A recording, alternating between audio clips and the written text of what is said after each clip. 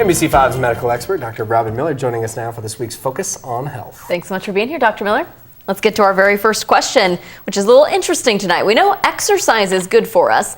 Is downplaying how active we are and thinking we aren't exercising bad for us? Perhaps. A study conducted on over 61,000 people extensively questioned people about their activity levels. Many people felt they were less active than their peers. That group was 71% more likely to die than those who believed they were more active. The effect remained significant even after their actual levels of exercise were controlled for. Wow, okay. Why do you think the study turned out the way it did? It's complicated. It could be that people that feel like they're not exercising enough don't do other good things for themselves.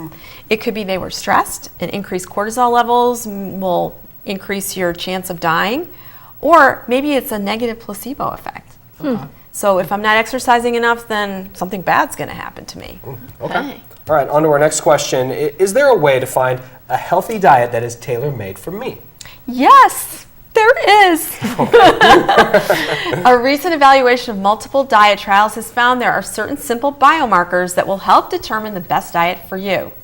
Those with elevated fasting glucose and fasting insulin levels are more successful with low-carb diets than low-fat diets. Interesting. Are there any other tests that can help personalize your diet plans? There are actually some genetic tests that can help as well. Okay. So there's one called VitaGene. I actually tried it myself. It was really interesting.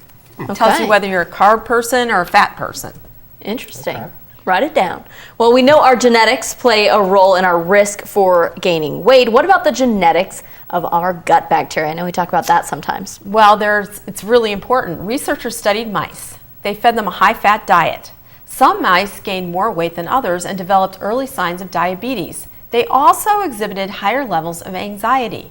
The differences were attributed to a difference in their gut bacteria with elevated levels of trimethylamine oxide, or TMAO.